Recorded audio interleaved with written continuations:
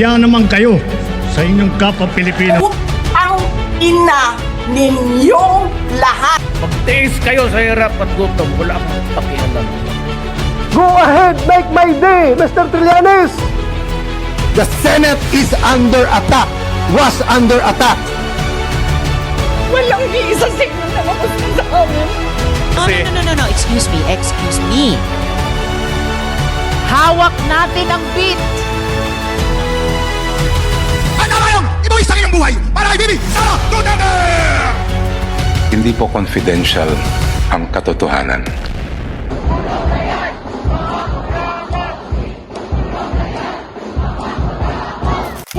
Hello mga bisdak! Ako si Inday Bruang, kamayong Bisaya nga gikan sa Surigao del Sur. Kaga ko naman ang inyo Ilongga vlogger nga halin pa sa Negros Occidental. Ako si Inday T30. Kag ako naman si Inday G, ang Bisayang Guardia ng South Cotabato. Ug kami ang The Indays!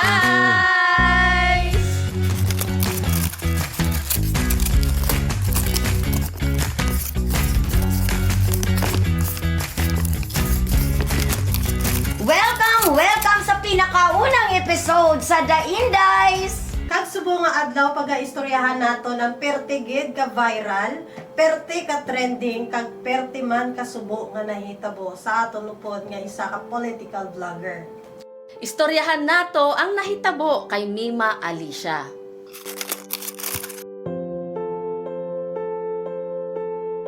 Sugdan nato ng istorya, gaano nyo kakilala si Mima Alicia? Ako, sa pagkakilala ko kay Mima Alicia, si Mima Alicia ay political vlogger ito. At alam naman natin nga si Mima, agapakigbato gina siya kay BBM, no?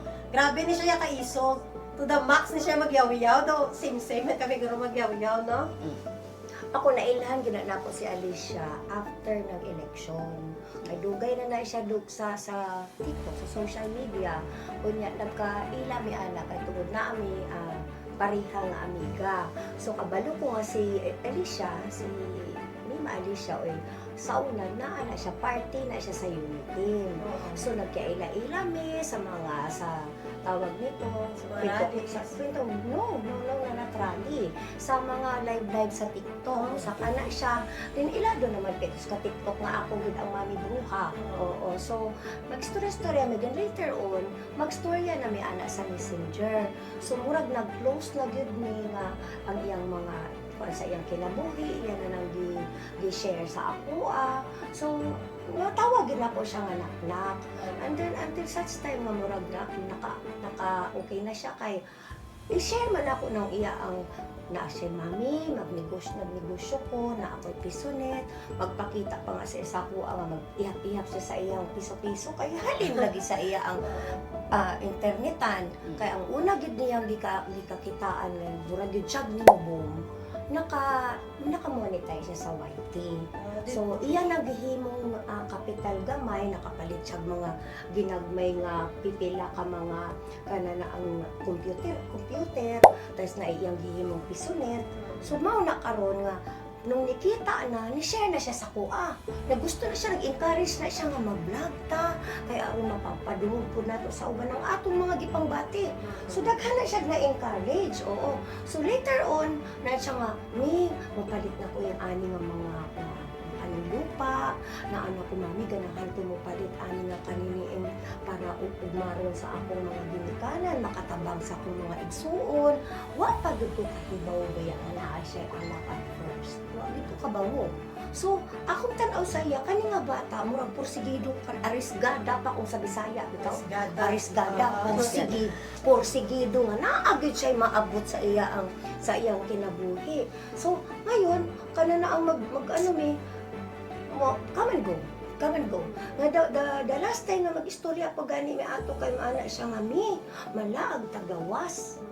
Ko tayo paragod na kay murag lisod ko na kay lisod sa kuang. Di na siya daluan nga bata. Di gina siya daluan. Kay mo offer man na siya ang nabalaan ako nga dili lang di ay ako ang iyang offeran. Naapagid siya katong common friend namo nga Box, mag-abroad tayo Box kasi gusto niya nga kana na ang i-enjoy bitaw ang iya ang naabot Oo, kay ning palo-palo naman baya gid na ang iya ang YT, ni daghan na pud iyang followers sa Blue Up. Iyan ang biyaan actually ang Black Up. Ibiyaan na niya. So, ana gid ang nahitabo nga ngano man nga sa pagkabawo bitaw nako sa nahitabo niya. Natulala gid baya gid ko. Natulala ikaw. Natulala eh. Natakot. Ako that time, nung nalaman ko yung nangyari kay Alicia, may tumawag sa akin kasi pauwi na ako ng Kuwait. Alam niyo yon, di ba? Pauwi na ako. And then tumawag, sabi pa, huwag ka nang umuwi kasi nga nangyari kay Alicia. Sabi ko, ano ba? Nung tiningnan ko na yung social media, kumalat na, trending na, viral na yan, namatay na siya, binaril na siya. And it's so sad. Kasi, kung maalala nyo, ang daming tumawag doon. Nag-post ako, nakita nyo? Naka-post ako, ikaw nag-post ka. Na ako wala pa. Ang una na akong gibuhat o pagkabawo bitaw nako nga kanang naay na message sa ako nga isulod ko sa TikTok. Isulod ko sa Black Up. Sus na, mami bro, alam mo na ba? Dito gid ko nga murag gid ko murag di na nako mapugan kay murag tinuod naman jud. Ako akala ko fake news. Ako din. Hoy! Ako. Hindi ako wala makapaniwala. gid ko nito, Kay nakita pagod mi atong Mayo 13 sa atbang sa atubangan sa Senado. Pagkaano niya, niingon gid siya sa ako, diri ko kanang murbita ko kanang gikumot ang akong dughan kay ang iya man gud giingon sa kuha nga. Mi, kana na ang gibato biya ako sa mga DDS atong May 11. Ay, oo, nadumduman na. Kalumdum ka ato. Nga pwede ka sinong nagbato? Pwede na ko yaw-yaw Nag-viral doon si Mami Nag-viral. Bro. Naala si Alicia sa ako ang nga kanang mi. Kanigid ang sulod sa kung una bitaw nga murag naglisod jud kog move on. Kay mag-reverberate man gyud sa kung una nga kanana ang mi mainit ka ngayon. Mainit tayo ngayon.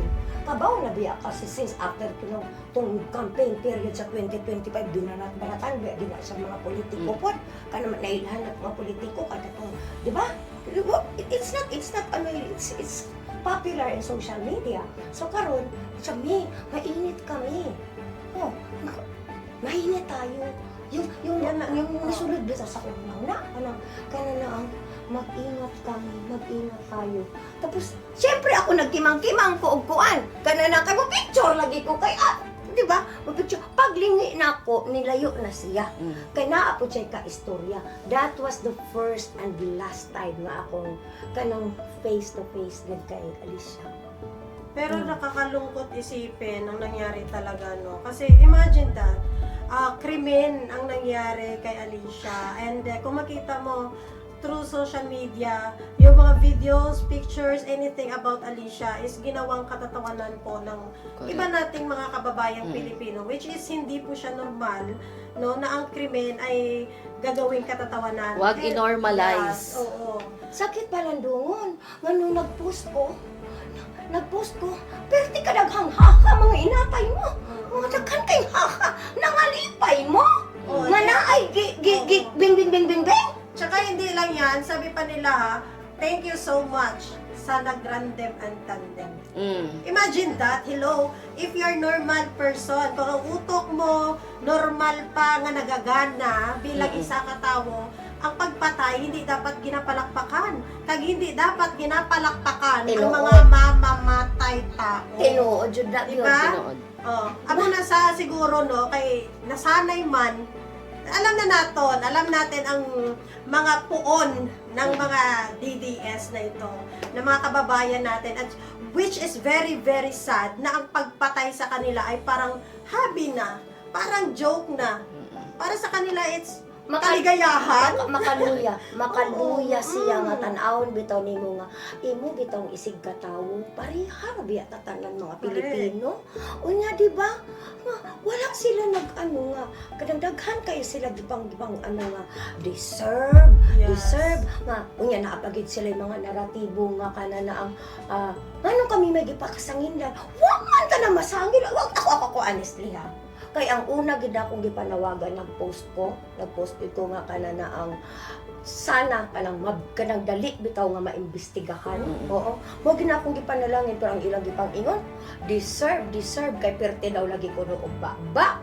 Unya kay ako di ra ba gyud pod ko. Di ra ba pod may maglahian ani ni Mima. Mami bro, kahit sabihin pa natin na sobrang sama ng bunganga ni Alicia, at kahit sabihin pa natin siya na yung pinakamasama sa paningin ng mga DDS, Tinuod. walang sino mang tao ang deserving patayin. Correct. Wala, Correct, kasi correct. wala tayong karapatan Correct, gumawa sakto. ng buhay ng ibang tao. Correct. Magkaiba man ang ating pananaw when it comes sa politics, pero dapat pagdating sa humanity, dapat hindi na natin isama ang politika. Mm. Imagine, pati yung sa burol, ginagawang issue. Lahat na lang ginawa nilang issue. Hangtod karon. Correct. Diba? Isa ako sa nag-post ng pakikiramay kay Mima Alicia, isa ako sa nagpunta. Nakakakilabot na mababasa mo sa comment section na ikaw na ang isusunod. Magbabasa ka sa comment section, deserve. Ako, Saan ang konsensya nyo? Di ba? since July 17, Asa ang konsensya? since July 17 until now, ako ang next. I got almost 600 na kanina, 600 messages. Sagol na naapoy may ingon sa ko nga, Mami, bang ingat ka, Mami, ganito, ganyan. Ang kagabi, ang dili na ko, naglisod jud ko og kanang bitang unsaon ko ni pagsabot nga naman nga kana na ang naamagid sila ingon nga ikaw ang next. Kasi ano, mami, Ingnan pud ka nga ikaw ang next. Ikaw. kasi sinabi din yan, and you know guys, ang sa akin, ang ginagawa ko, yung mga nagbabanta sa akin, ini-screenshot ko, nilalagay ko sa page ko. Sabi ko kasi, Ginagawa ko din. you know why? Kasi para mahiya sila sa sarili nila, and para mabasa nila na, hello, come on, tingnan mo yung sarili mo, ikaw ba yan, Pilipino ka pa ba, tao ka pa ba, para magbanta ka ng ganyan. Pero naagigahi di ba ni ko nung tumpuan kay ngano. Bisag ako na silang gipost, miingon pa gyud nga di man mahadlok. Kabawo na daw kuno siya kung asa ko gapuyo, anhaon kuno ko niya, dili kuno ko maglakaw-lakaw, magbantay kuno mag-igmat yung ko og tamaan kay wa kuno ko kabawo kay ang ako kuno nawong naa sa galabanahog sa kanana ang sa social media nga di na ba gyud ko kabawo kinsa akong kalaban. Sa tanan na, sa lahat ng mga pagbabanta sa atin at pananakot, sa tingin nyo, bilang isang ordinaryong Pilipino, saan kaya nanggagaling at humuhugot ng lakas ng loob itong mga tao na ito na makapagsabi sila ng ganyan ka harsh at mga pananakot sa mga Wala silang pinaghuhugutan. Sadyang inugali na lang nila dahil nga DDS sila. So babanggitin na natin, DDS talaga ang karamihan na nagde-death threat ngayon at nagbibigay ng mga hindi magandang komento sa mga social media na nakikiramay ngayon kay Mima Alicia. Naluya ko. Kasi kagabi, nag-viral lang ako yaw-yaw ka na akong eulogy kagabi. Pero karon alam ka ba, wala ko, mura kong ning-control ko sa akong posting. Kaya nga murag, ako sa gisabot, asa galing. Asa gikan ng ilang kapungot, ang ilang kanang asa man unsa murag dili naman gud normal nga tao, murag di naman gud normal nga Pilipino.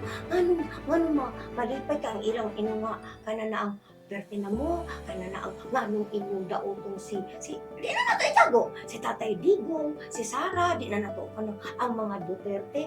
Pero ang akong buot ipasabot ba time para good ko mga ka-DDS time pa sa ka.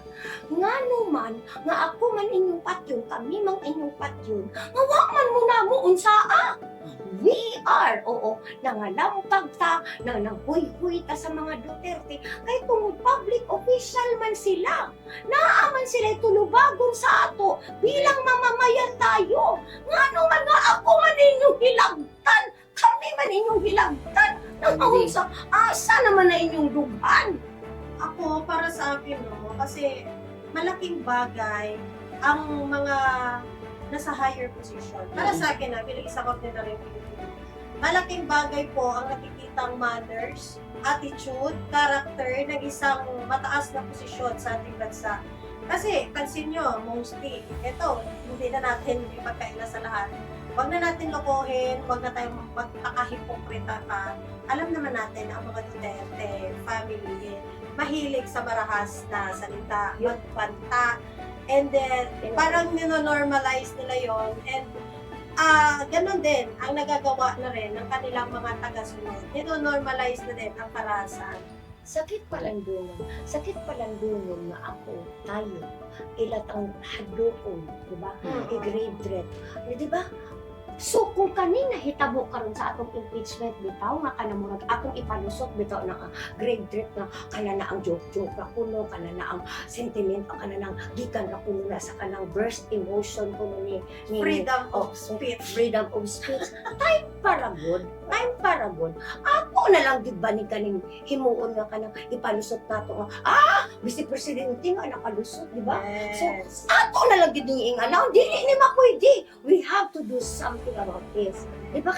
Dili na ni mako. Mao ni atong ipakita sa mga sunod nato ng mga akong mga anak nato. Ito, nga amin na lang nga, okay ra nga kanang haduk-hadukon ko, hulga-hulgaon ko, kay tungod na asay kanang bigulitan na posisyon sa katilingban, wa mo pang kuyape. Pero bilang isang Pilipino, pinalaki tayo ng ating mga magulang na maayos, disiplinado, marespeto, mapagmahal, mapagdawang gawa, at syempre mapagmahal sa kapwa. So, never po sa atin tinuro ng mga Pilipino na never naging kultura ng Pilipino na maging marahas tayo at maging bastos. Kaya it's so sad na umabot na tayo sa punto na ganito. Yes. Diba? Sobrang nakakalungkot po talaga. Pero naay na tayo good news karon. Oy, Kaya nahuli na ang dalawang suspect sa pagkamatay ni Mima Alicia. good. Madaling balita. Diba? Good news. Nalipay ko ba yan? Oo. Nalipay ba? Kung ganina na-check na ko ba nga na sa daong Pampanga huli daw ko. Pero ang ako manggod anak. Unsa man ka na duda man jud ko. Nga naa maginipaluyo. Na ginagpaluyo. Ang kinahanglan Mima Alicia makakuha yun siya og sakto kompleto nga hustisya ug ipakita po sa atong mga kapulisan nga di ba namatay na ano siya nawa siya sa ato 17 na today 23 and how many days na sana daing-ani nato lang taon nga pagsulbad sa atong kriminalidad kasi di na nato siya kanana ang maidapin-dapin ba nga we are daghan na nag-evolve na ang social media na diri sa ato ang istorya na niya ato ning inormalize ng mga hadukadukon lang ka nga bruha maayo pa og magpana ka nang maghilom ka magtigil ka di ba kay kana na ang ikaw ang sunod no dili dapat na nato kasi mga lampag tag kana na ang mga opisyal nato di ba mga lampag ka katig tungod it's the rightful thing to do. Yes, because we're here. Philippines democratic country tayo.